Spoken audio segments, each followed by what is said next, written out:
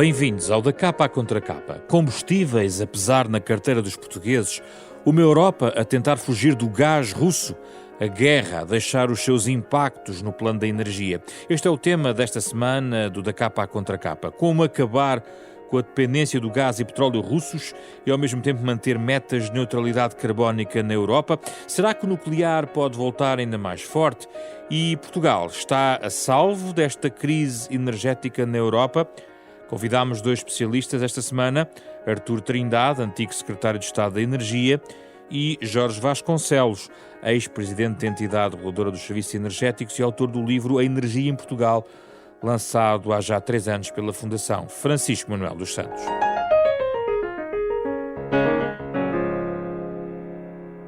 Doutor Artur Trindade, muito obrigado pela sua disponibilidade para esta conversa no Da Capa à Contra Capa. A primeira questão que lhe coloco é esta.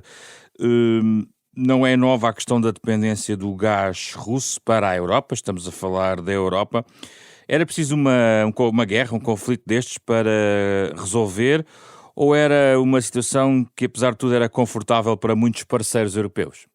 Penso que é uma situação que foi crescendo ao longo do tempo e que estava, digamos, em alguns países bastante enraizada e demonstrava um baixo nível de preocupações com a diversificação de fontes de abastecimento e com outras questões estratégicas relacionadas com a energia. Nunca foi uma situação que afetasse Portugal nessa medida, porque Portugal sempre teve outra lógica de fornecimento de energia e tem outro tipo de ligações em termos de abastecimento, mas é algo que afeta algumas das maiores economias europeias do centro da Europa, não é? E nessa medida, volta à minha questão, não lhe parece que colocar tanta dependência num só parceiro ao nível do fornecimento não é uma estratégia, enfim, demasiado arriscada que agora paga o seu preço? Claro que sim, é uma estratégia arriscada e como todos nós sabemos, quando se correm riscos, não é? Depois sujeitamos às consequências e neste momento há consequências que são maiores para a Europa e para alguns países devido ao facto de alguns países da União Europeia terem corrido riscos em relação ao planeamento energético que fazemos. Qualquer estratégia de planeamento, uma das situações que tem que ter em conta é o risco, não é? Quando nós queremos evitar muitos riscos, nós planeamos de forma defensiva situações que nos aumentam a segurança e que nos imunizam face ao risco. Isso também tem custos. Há países que preferem não ter esses custos, não ter uma estratégia virada para o longo prazo que tem mais custos no curto prazo e preferem correr esses riscos, não suportando os custos de estarem protegidos e sujeitando-se depois às consequências de não estarem com essa situação devidamente acautelada. E foi isso que aconteceu, exatamente. Na Conferência de Versalhes ficou decidida a questão da desacoplagem, no fundo, a União Europeia deixar de gastar petróleo, gás e carvão russo até 2027 e neste momento, estamos em 2022, já se planeia o próximo inverno. Vamos começar pelo curto prazo. Na sua perspectiva, é possível travar bastante esta dependência já no ano 2022? Eu penso que o conjunto de medidas elencadas pela União Europeia vem no sentido de atenuar essa exposição ao preço deste vetor energético e algumas medidas podem ser implementadas desde já. Mas, mais uma vez, eu penso que esta estratégia, para funcionar, não pode ser uma estratégia de curto prazo. Ou seja, estes problemas da energia só se resolvem com lógicas e com estratégias de longo prazo, não com estratégias de curto prazo. As estratégias de curto prazo raramente resolvem alguma coisa na energia, porque na energia tudo o que se faz tem um horizonte temporal largo. Os equipamentos que produzem energia e que transportam energia são equipamentos e são lógicas que estão viradas para o médio e para o longo prazo. Portanto, nós podemos ter alguns comportamentos amenizadores desta situação no curto prazo, mas a única forma de resolver é pensar com uma lógica de antecipação do médio e do longo prazo. Vamos então por partes. Em relação ao curto prazo, é possível resolver, por exemplo, o abastecimento do próximo inverno?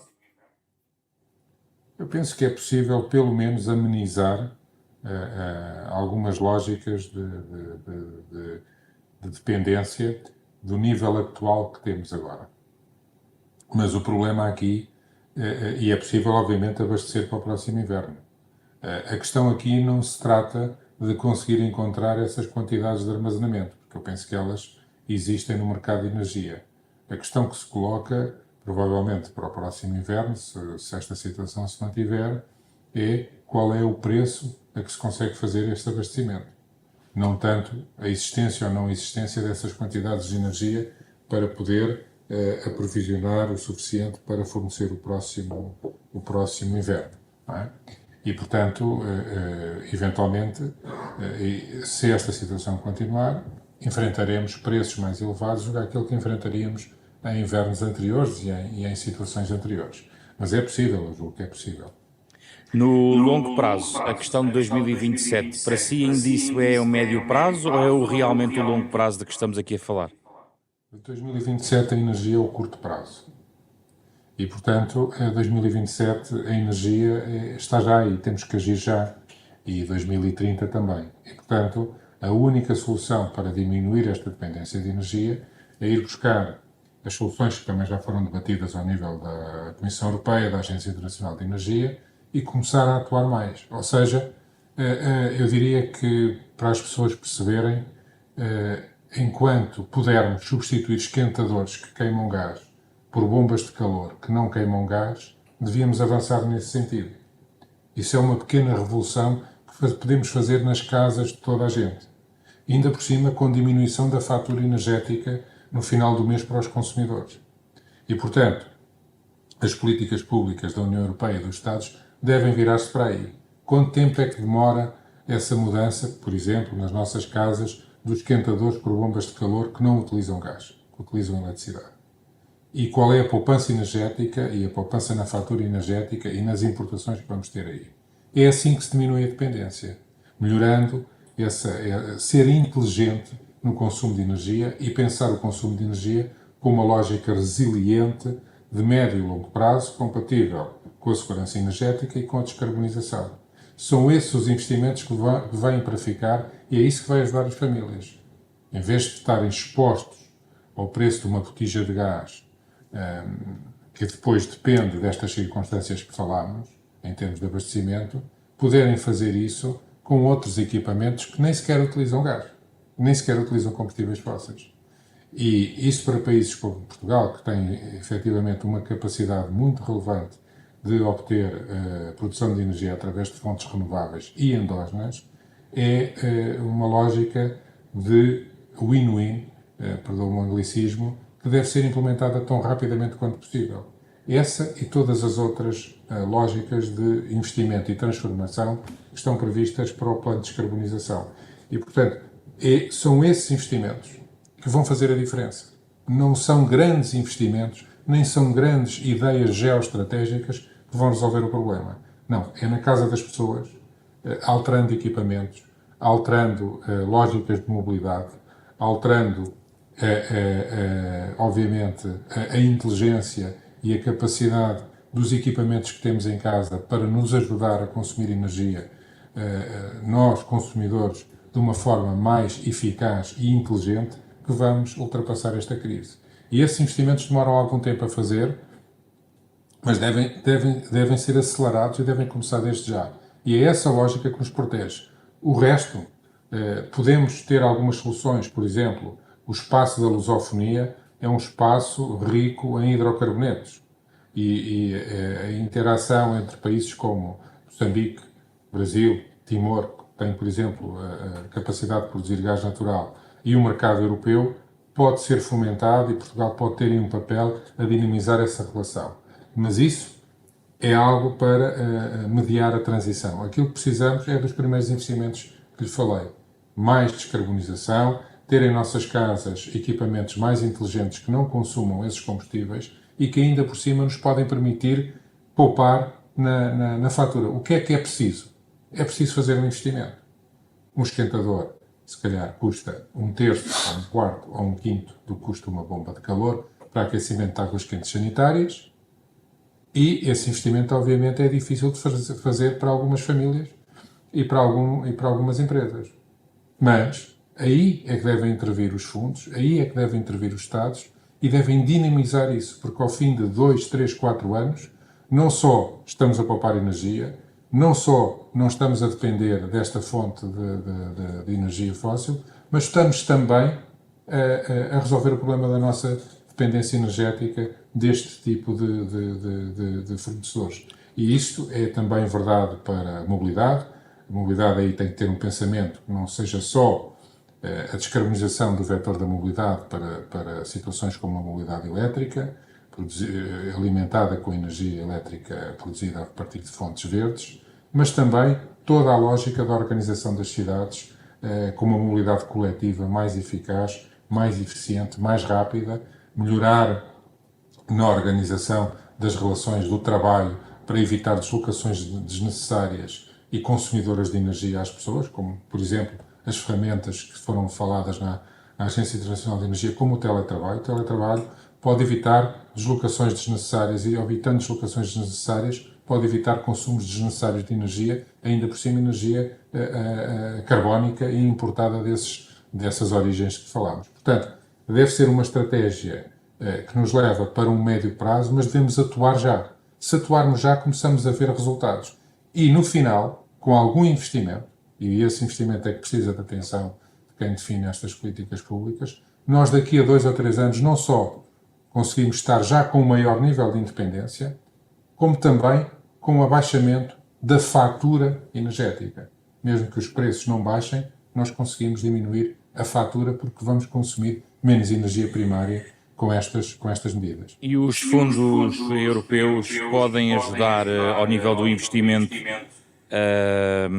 para que entre na caixa de ferramentas das políticas públicas portuguesas. No fundo, quero-lhe perguntar se toda essa dinâmica de investimento com base em fundos europeus está suficientemente orientada para essa estratégia que está, no fundo, aqui também a desenhar. Eu penso que devem entrar e não devem parar enquanto houver uma família ou uma pequena empresa que tenha um esquentador, por exemplo, eu estou a dar o exemplo do esquentador porque é fácil das pessoas perceberem, tenha um esquentador que produza aquecimento de águas e que possa ser substituído por uma bomba de calor que consome muito menos energia e ainda por cima energia que é verde, com capacidade de ser gerida em termos de diagrama de cargas, ou seja, com capacidade de gerir a hora do dia em que se utiliza essa energia. Enquanto nós não conseguirmos chegar às pessoas e desenhar um mecanismo de incentivos públicos de forma suficientemente eficaz para que a pessoa efetivamente mude esse equipamento e com isso poupe energia, poupe as emissões de CO2 e aumente a segurança de abastecimento, criando independência desses fornecedores, nós não devemos parar. E o dinheiro que se gasta nesses programas é todo dinheiro muito bem gasto, que vai produzir efeitos no médio prazo, ou no curto prazo, como eu chamo, até 2027, obviamente, mas depois esses efeitos vão perdurar no tempo. Porque quem mudar para um equipamento deste género nunca mais volta para os combustíveis fósseis. Porque verifica que estes equipamentos são efetivamente equipamentos que permitem poupar na fatura de energia no final do mês e, ao mesmo tempo, mantêm o bem-estar e, ao mesmo tempo, obviamente, são amigos do ambiente e desta estratégia de descarbonização. E aqui também acrescento, por exemplo, o movimento que já se espalhou pelo país e que deve continuar de produção de energia elétrica, por exemplo, com painéis fotovoltaicos, que está cada vez mais disseminado, ou seja, nas casas das pessoas, nos telhados das empresas. Esse movimento também gera independência energética e também é racional do ponto de vista do investimento, porque traz um retorno, digamos, suficiente para compensar o investimento que é feito. Agora, no momento em que é preciso acelerar, os fundos públicos e esses instrumentos financeiros que são definidos do ponto de vista europeu, se querem acelerar, têm que fazer a diferença. E têm que fazer a diferença para aquele cidadão, para aquela família, para aquela empresa que estava a pensar em investir e que se calhar só ia investir daqui a 2 ou 3 anos, mas se calhar se tiver mais fundos agora investe já, muda já. E ao mudar já estamos a reagir e ao reagir nós vamos afetar a forma como se transaciona energia e a forma como os preços de energia depois se repercutem no nosso dia-a-dia. Deixe-me perguntar-lhe em relação à questão da fiscalidade e dos combustíveis. Se queremos mobilizar uma mobilidade menos dependente de combustíveis fósseis, naturalmente, se há uma política dissuasora, também pelo aumento dos preços. O que é que pode dizer a um consumidor que está preocupado com a crescente fatura quando vai abastecer o seu veículo? É evidente que essas pessoas devem eventualmente ter algum apoio para o muito curto prazo para conseguir, digamos, ter acesso a essa energia e ter acesso à mobilidade. Não é? Essa preocupação tem que existir e há instrumentos para isso. Agora, nós nunca podemos entrar numa lógica de reverter ou inverter o percurso, de dar uma mensagem às pessoas que o futuro e o caminho para o futuro é ir para combustíveis menos poluentes e ir para combustíveis que nós tenhamos endogenamente dentro do nosso país ou dentro da União Europeia. Portanto, temos que arranjar maneira de fazer face à emergência, de fazer face ao acesso. O acesso não pode ser negado, o acesso à energia não pode ser negado, mas essa situação de emergência não pode contrariar a lógica de que há um sinal que tem que ser dado no médio e longo prazo em que o caminho é para sair dos combustíveis fósseis. Esse sinal não pode ser invertido. Pode ser atenuado ou pode ser mitigado com lógicas de emergência, lógicas de apoio para uma emergência no acesso. Mas, tirando isso, deve ser preservado o sinal e o preço relativo que é dado para as diferentes fontes de energia. E as fontes de energia que são mais poluentes e que não são endógenas têm que ter sempre um sinal relativo de maior agravamento face àquelas que são mais limpas. Independentemente de irmos diretamente a alguns consumidores que não têm capacidade e proporcionarmos-lhes o acesso à energia e, nesse caso, que fala mais importante que isso, o acesso à mobilidade. Porque a mobilidade tem muito de energia, mas não é só energia. E a lógica da mobilidade tem que ser pensada num conceito mais lato, num conceito no conceito de cidade e no conceito de área urbana que nós temos. O pensamento começa aí, isso também não são soluções fáceis para o curto prazo, mas são soluções que têm que ser pensadas na lógica das políticas públicas e no desenvolvimento das nossas cidades para dar uma resposta àquilo que é a verdadeira necessidade das pessoas, que é a mobilidade, não é o consumo de energia. As pessoas deslocam-se de carro porque têm que se deslocar e porque precisam de se deslocar. O produto que elas consomem é um produto que se chama mobilidade, que é intensivo no consumo que se faz de energia, mas tem que ser dada a resposta à solução que as pessoas necessitam, que é uma solução de mobilidade. E essa solução tem que ser dada com acesso de todos à mobilidade.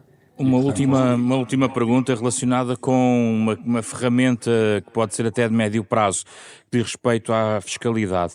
Parece-lhe essencial reformular todo o quadro fiscal e avançar para uma nova geração de reforma fiscal que abranja a mobilidade, a questão das energias, ou seja, recomendaria uma reforma fiscal aprofundada de médio prazo e quais são um ou dois tópicos essenciais que poderiam constar nessa reforma?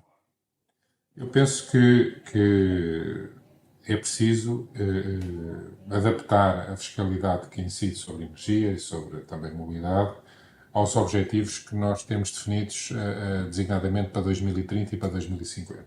Já temos um quadro fiscal bastante evoluído nesse sentido, mas é preciso adaptá-lo, é preciso reformá-lo e é preciso melhorá-lo.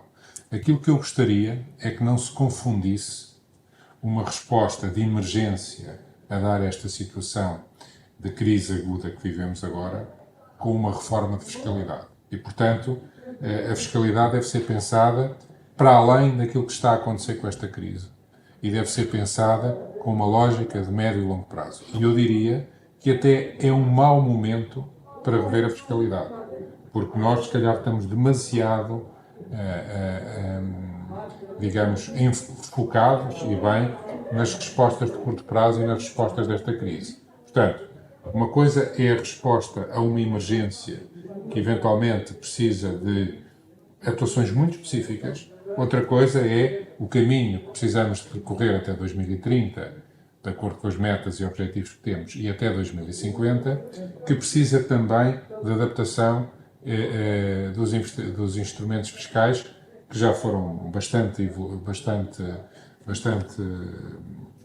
orientados aqui há uns anos atrás. Portanto, devemos alinhar, obviamente, essa reforma fiscal para tornar mais robusta esta questão da independência estratégica do lado da energia e da descarbonização, mas não devemos confundir esse alinhamento fiscal com uma resposta a uma emergência que possa estar agora a acontecer. E, portanto, aqui eu até diria que emergência de um lado, objetivos estruturantes do outro lado, e não convém misturar os dois, senão vamos, se calhar, estar a mudar algo que daqui a uns anos, passada esta crise, vamos estar a recalibrar. E, do ponto de vista da fiscalidade, há um valor muito importante que não deve ser ignorado, que é a estabilidade fiscal.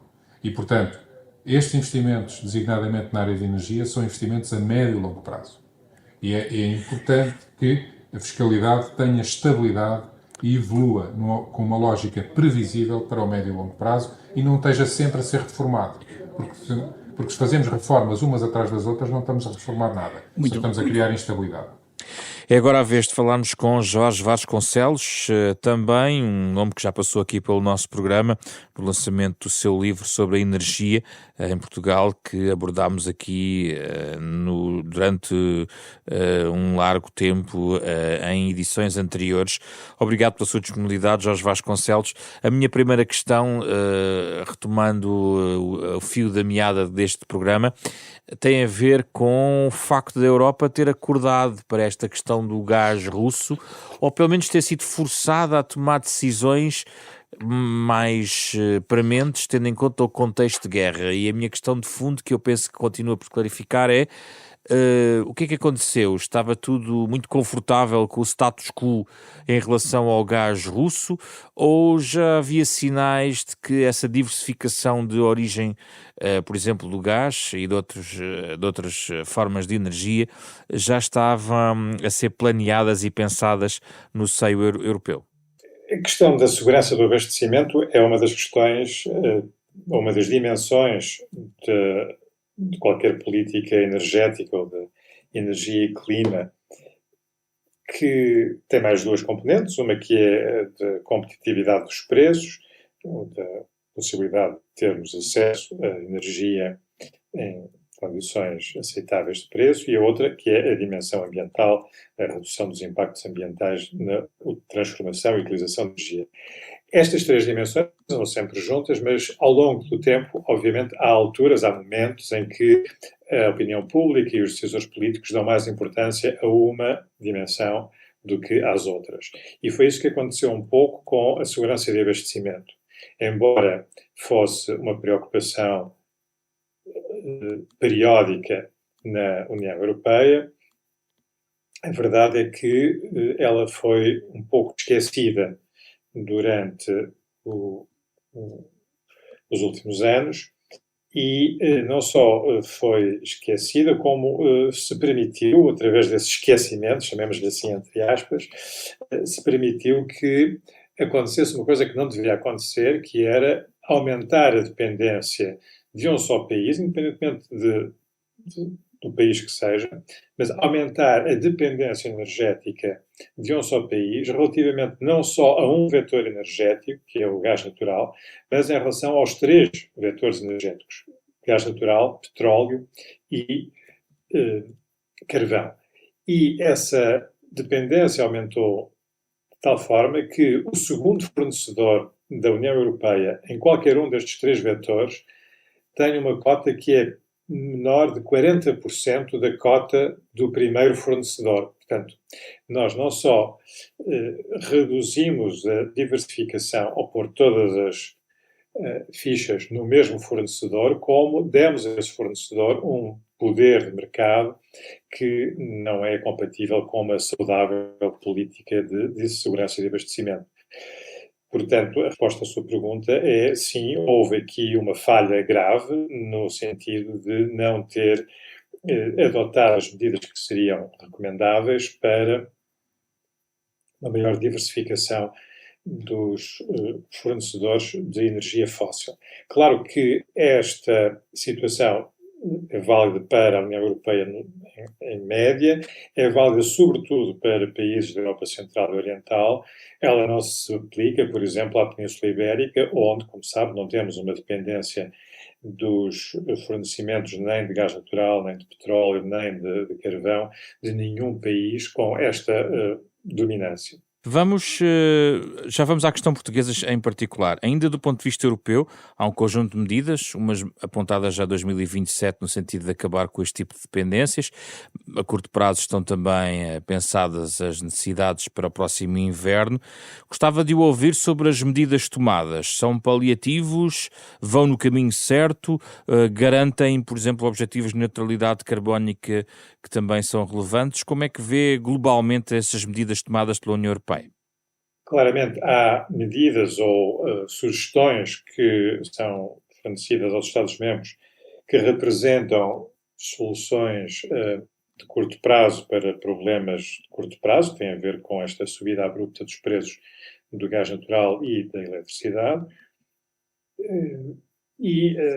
Deveria haver, e espero que haja depois da reunião de maio do Conselho Europeu, onde o tema será discutido novamente, que haja uma perspectiva mais de longo prazo, que tenha a ver exatamente com essa harmonização das várias dimensões da política energética e, portanto, em particular, da compatibilização destas preocupações que estamos a sentir agora relativamente à segurança de abastecimento e aos preços de energia, com a terceira dimensão dos impactos ambientais e, em particular, da redução das emissões de gases com efeito de estufa. Essas interações, elas estão, obviamente, compreendidas e conceptualizadas nos próprios documentos de política de clima e energia da União Europeia já há muitos anos. Já, por exemplo, em 2007, quando a União Europeia estabeleceu metas para 2020 de eficiência energética, de renováveis e de redução de emissões de gases com efeito de estufa, já nessa altura, os cenários que foram elaborados pela própria Comissão Europeia, ou por consultores para a Comissão Europeia, revelavam que nós iríamos reduzir a procura de gás natural, de todos os combustíveis fósseis, em geral, e do gás natural também, e isso dever-nos ia ter levado a evitar novos investimentos em gasodutos para o exterior da União Europeia e, pelo contrário, em incentivar investimentos que permitissem um melhor aproveitamento dos ativos que já existem na União Europeia, nomeadamente os terminais de gás liquefeito. Isso, como sabem, infelizmente, não foi o que aconteceu.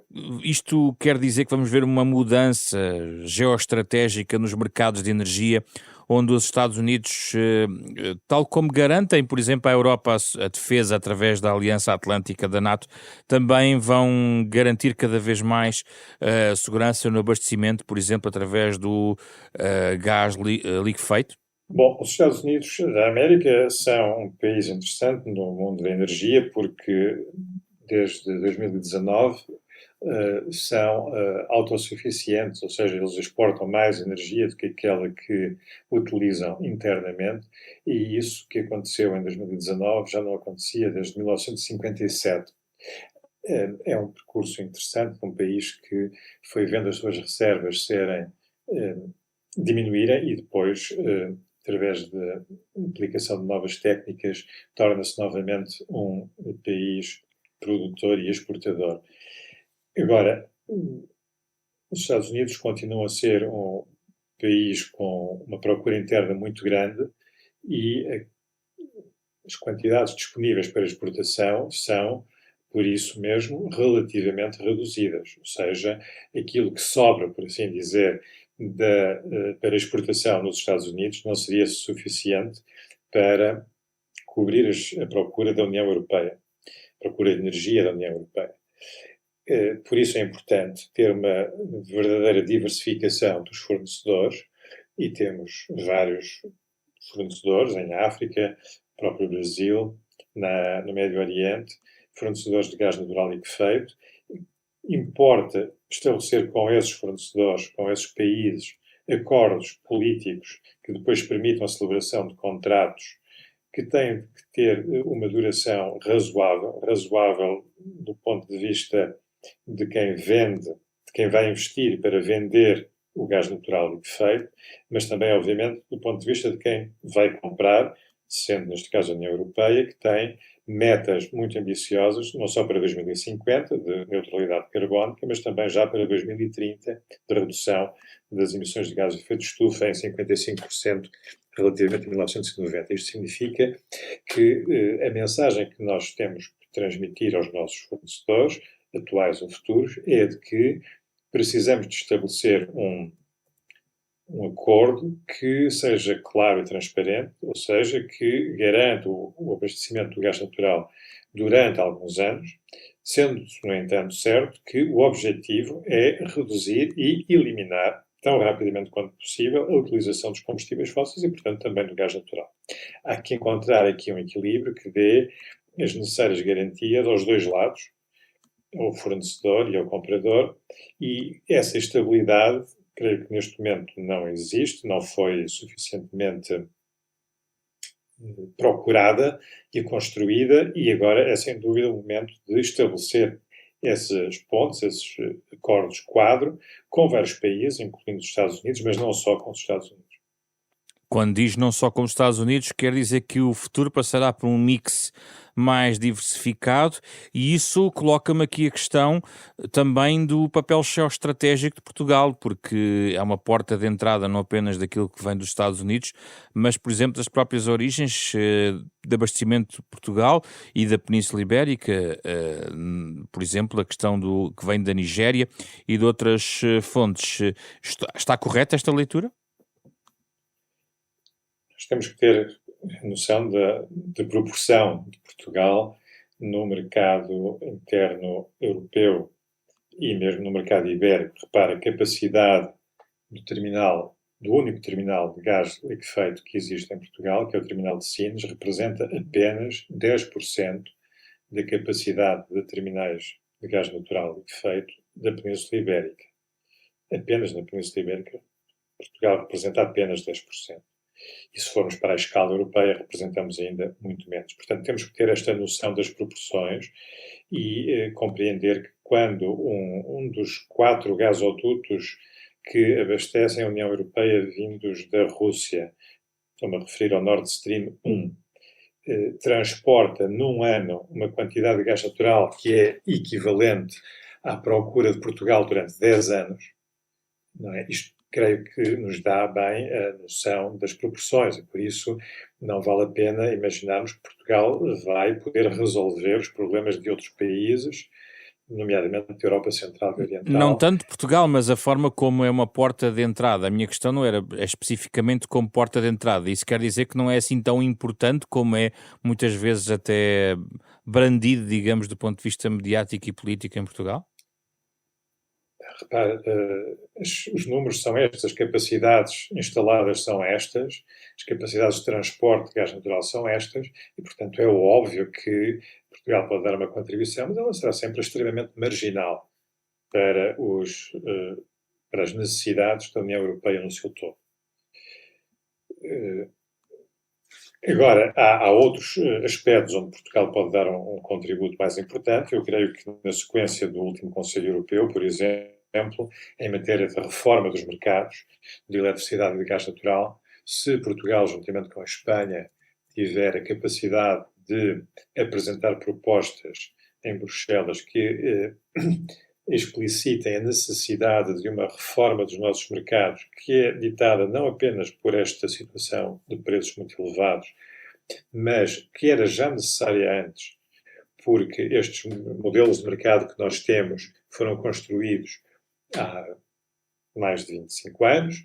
Eu próprio tive a oportunidade de ser um dos coautores da construção do mercado interno de energia e sei por isso muito bem que as premissas que serviram de partida para a construção deste mercado, ou destes mercados de gás natural e de eletricidade, estão desatualizados. Desde então, desde meados dos anos 90 do século passado, a União Europeia adotou políticas de clima e de neutralidade carbónica que obrigam a uma revisão muito profunda do modo de funcionamento dos mercados de gás natural e eletricidade. E quais são as linhas mestras dessa revisão, no seu entendimento? Pois, em termos esquemáticos, podemos dizer que, no que diz respeito à eletricidade, no passado, o que tínhamos era uma situação de grandes centrais hidroelétricas, nos países onde essa hidroeletricidade existia. Depois, mais tarde, grandes centrais também, eólicas e mesmo fotovoltaicas, e grandes centrais a gás natural e a carvão. Aquilo que se tem vindo a verificar, nomeadamente com as renováveis, com as fontes renováveis, é uma enorme descentralização. Para lhe dar um exemplo, na Alemanha, 90% do fotovoltaico é instalado na média tensão e não na alta tensão. Estamos a falar de uma alteração muito profunda da estrutura física mesmo dos sistemas elétricos. Esta alteração física, com uma maior descentralização, com outra coisa que está a acontecer também, que é a crescente digitalização da energia, que permite controlar a procura, gerir a procura, combiná-la de forma mais flexível com a geração de eletricidade a partir de fontes renováveis intermitentes. O aparecimento de armazenamento elétrico e térmico, tudo isto configura uma alteração muito profunda do ponto de vista físico, que ainda não foi traduzida numa reforma do funcionamento dos mercados e da própria regulação destes mercados de eletricidade e do gás natural, mas em particular da eletricidade. E é esta reforma que é muito urgente, que já era urgente antes desta crise dos preços e que é importante que seja concretizada o mais rapidamente possível e que eventuais ações de curto prazo destinadas a reduzir ou a mitigar o impacto desta alta dos preços estejam alinhadas com uma estratégia de longo prazo que passa por esta reforma dos nossos mercados. Uma outra questão diz respeito a outras formas de energia, como a energia nuclear. Esta crise relacionada com a guerra na Ucrânia e todas estas reorientações poderão confirmar aquilo que muitos já observam como o ressurgimento bastante pujante da energia nuclear como parte da solução energética para a Europa, inclusivamente incluída no pacote de energias ditas limpas? Não, a energia nuclear não é a solução dos nossos problemas. E há aqui um aspecto que se esquece normalmente, é que as centrais nucleares necessitam de combustível. Não é um combustível fóssil, mas é o urânio. E a Europa não é autossuficiente em urânio. Portanto, estamos a trocar uma dependência por combustíveis fósseis por outra dependência, neste caso em relação ao urânio, e quem acompanha os fornecimentos de urânio à Europa recorda-se de episódios recentes, pouco edificantes, no que diz respeito, por exemplo, aos fornecimentos de urânio à França, com vários escândalos. Portanto, do ponto de vista da segurança de abastecimento, o nuclear não é uma solução, é trocar uma dependência por outra. Do ponto de vista económico é um desastre, porque aquilo que nós sabemos através do Reino Unido, que decidiu construir novas centrais nucleares e que o fez de uma forma bastante pública, transparente, e por isso os custos do nuclear são conhecidos, estão acima de 100 euros por megawatt-hora, custos que os consumidores ingleses irão pagar durante 30 a 35 anos. E basta dizer que nós em Portugal temos custos de energia fotovoltaica abaixo de 20 euros por megawatt-hora. Por isso, do ponto de vista económico, hoje o nuclear não é interessante.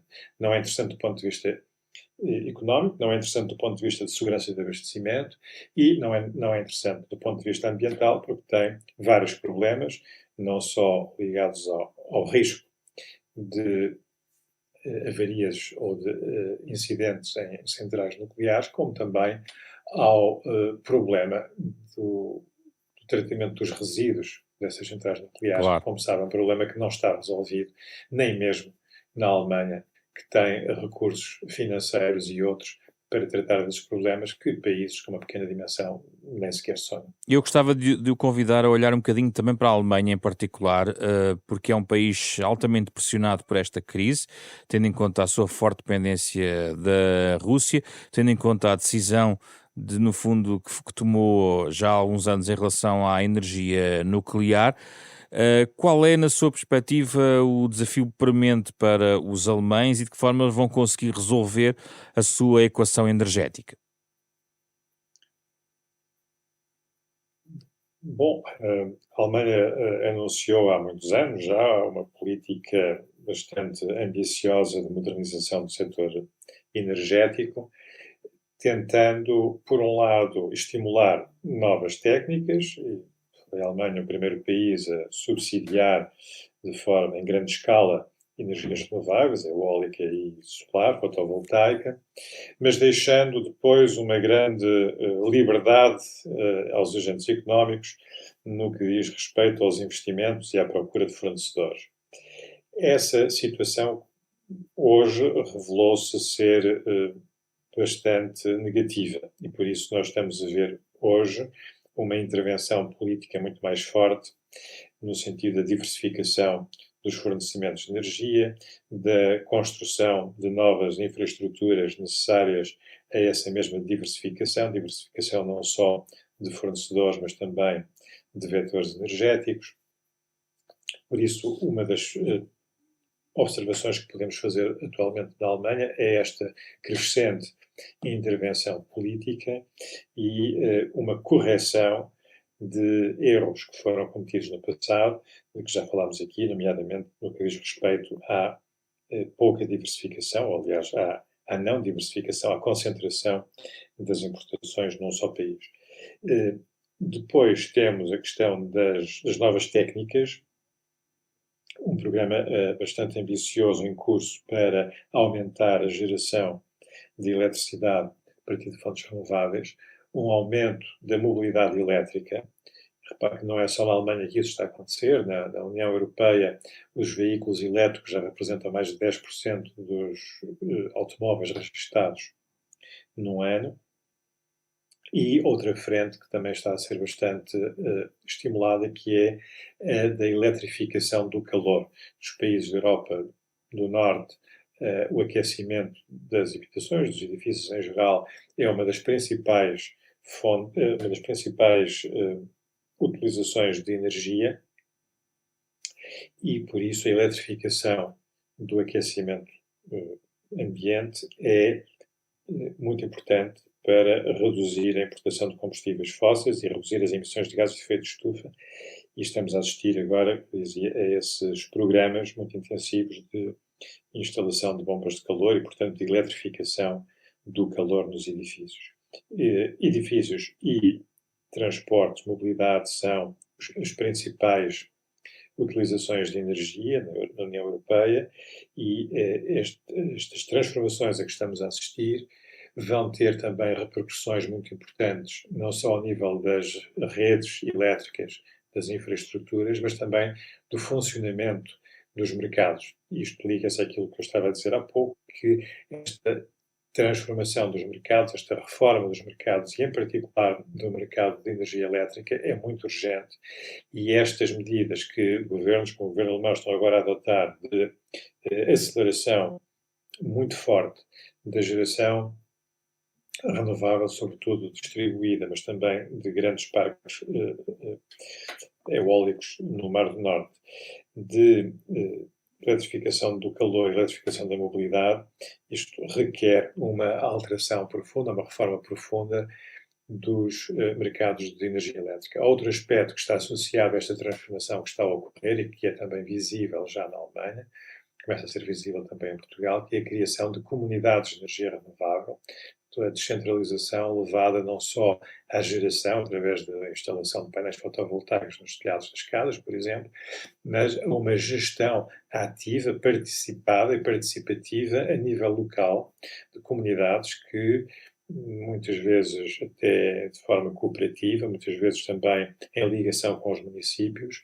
decidem tomar em mãos o futuro da gestão dos recursos energéticos na sua zona, na sua região, e com isso também contribuírem para a transformação da energia que estamos a verificar.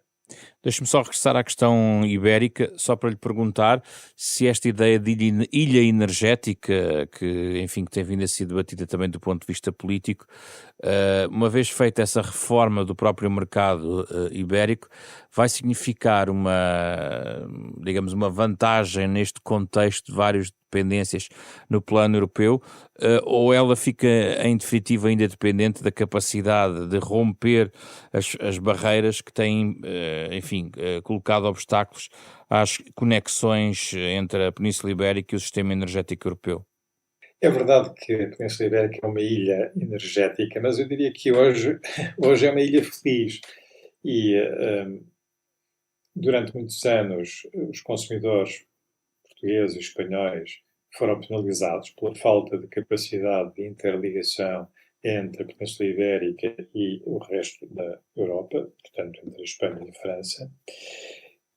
Durante estas 2 décadas da liberalização do mercado elétrico, os consumidores em Portugal e em Espanha não puderam beneficiar de excessos de capacidade de geração que existiam na Europa Central. Nem sequer podemos beneficiar também dos custos relativamente baixos do nuclear subsidiado francês, como outros países puderam. Ou seja, fomos bastante penalizados e fomos, durante esse tempo, uma ilha infeliz. Mas hoje a situação está invertida.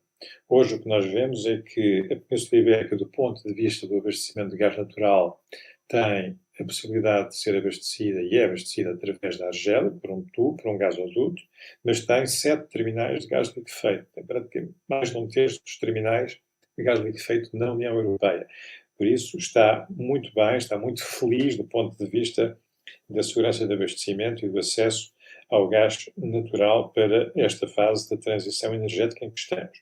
Depois temos condições naturais, sobretudo a nível de radiação solar, que são as melhores da Europa. E por isso nós temos aqui hoje em Portugal e em Espanha custos de geração de eletricidade eólica e fotovoltaica que são metade, em alguns casos menos de metade, dos custos que se verificam na Europa Central e do Norte.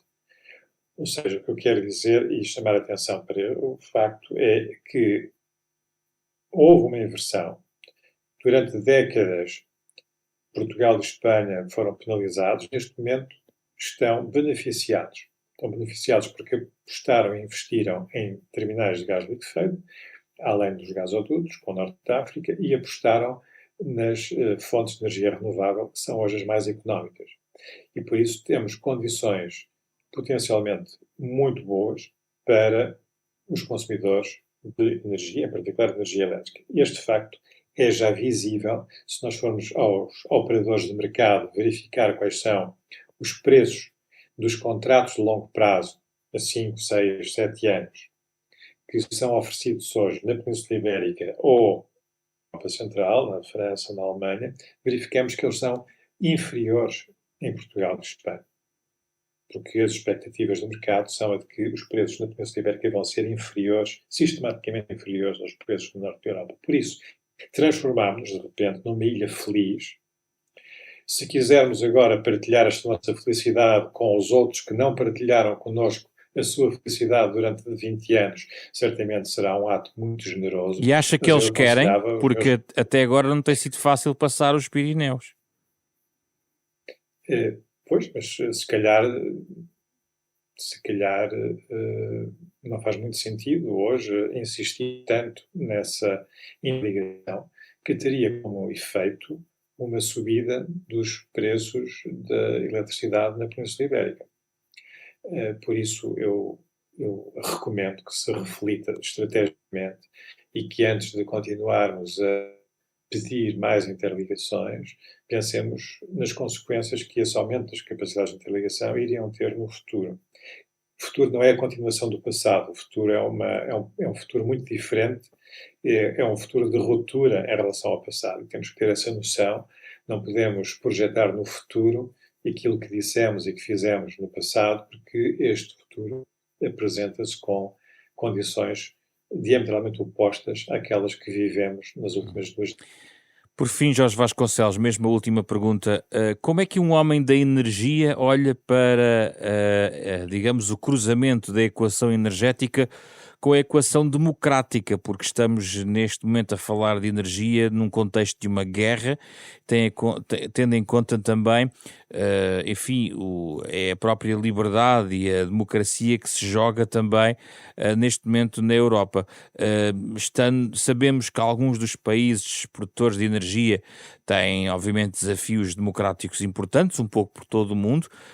Como é que o Jorge Vasconcelos olha para este cruzamento entre democracia e energia? Ele está na própria gênese da União Europeia. A Comunidade Europeia nasce com o carvão e o aço, mas, portanto, com o carvão e depois também com a energia nuclear, com o Tratado Euratom, de 1957. Então não é nada de novo, digamos que esta ligação da energia ao próprio projeto europeu e à democracia europeia é uma constante, não é nada de novo. Agora tem que ser naturalmente atualizado, revisto à luz daquilo que está a acontecer na Europa e daquilo que são as nossas políticas e as nossas metas para 2050 e para 2030. Portanto, as relações serão diferentes.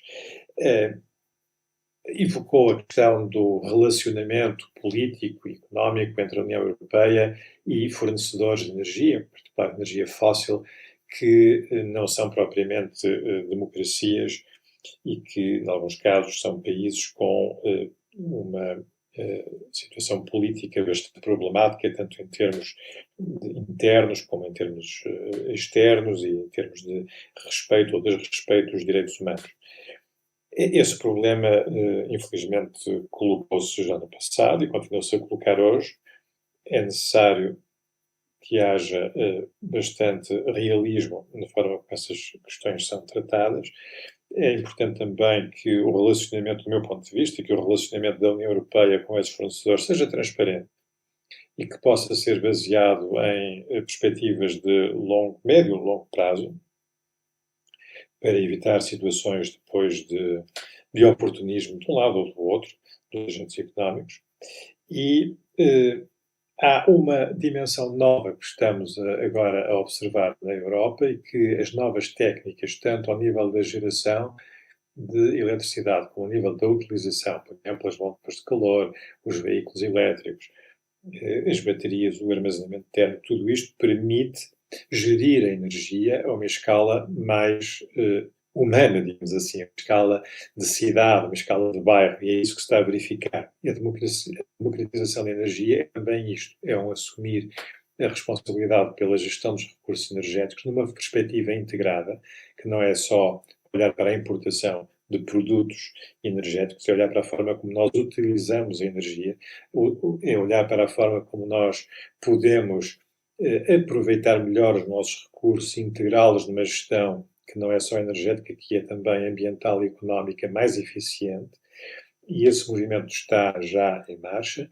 e pode conduzir a uma democratização e a um reforço da própria democracia, porque a energia, neste caso, através das comunidades de energia, acaba por ser também um pretexto para reinventar a democracia, para reinventar formas de vida em comum, do ponto de vista económico, mas também do ponto de vista democrático, político, a nível local. E como quando a maior parte da população habita em centros urbanos, é obviamente que esta dimensão assume uma importância muito grande, creio eu, e dá-nos também aqui uma direção de evolução possível e de esperança no momento em que nós vemos as grandes potências em ter comportamentos pouco recomendáveis. Muito obrigado, Jorge Vasconcelos. Agradeço as suas reflexões. Também depois temos ouvido as reflexões do ex-secretário de Estado de Energia, Artur Trindade, sobre este tema, as equações da energia num contexto de guerra na Europa e um desafio também para os mercados, um dos temas da atualidade que trouxemos aqui esta semana no Da Capa à Contra Capa, programa da Renascença em parceria com a Fundação Francisco Manuel dos Santos. Pode ouvir este debate na íntegra, estas conversas na íntegra, em podcast, nas plataformas digitais habituais, nos sites e aplicações da Renascença e da Fundação Francisco Manuel dos Santos, programa com o genérico original de Mário Lajinha. Fizeram o programa esta semana Rui Glória, Carlos Vermelho, André Peralta, Ana Marta Domingos e José Pedro Frazão. Regressamos na próxima semana com outro tema.